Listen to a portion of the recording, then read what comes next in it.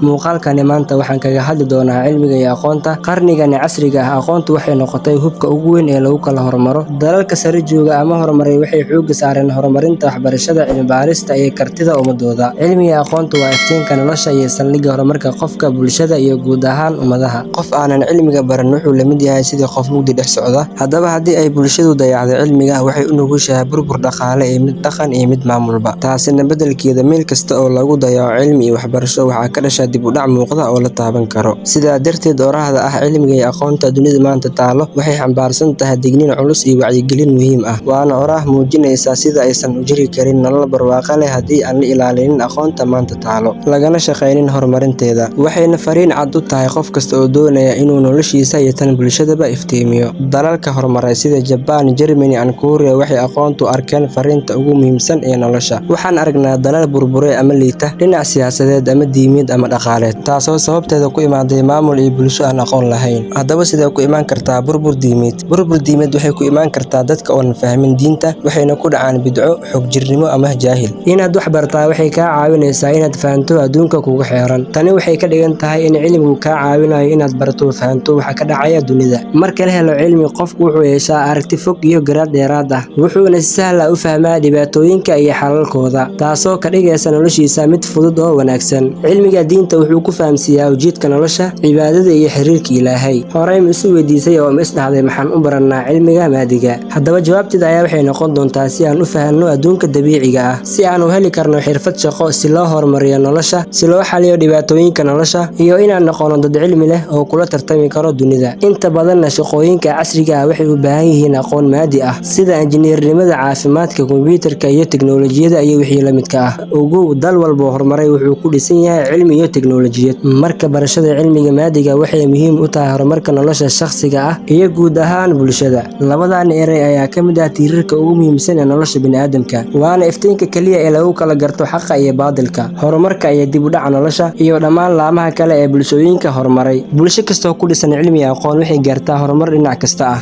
Aqoontu ma ahan kaliya in wax la barto, balse waa wax la fahmo, la adeegsado, lana faa'iideeyo. Aqoonta runta ah waxay dhalisaa aragti iyo maskax furan oo lagu kala xalliyo dhibaatooyinka nolosha, halka cilmigu uu yahay hab cadaalad ku saleysan oo lagu kala helo xogta saxda ah. Guntii iyo gabagabadii, qof kastoo noloshiisa horumar u la raba waa inuu cilmi yeeshaa, aqoontuna uu ku dhaqmaa.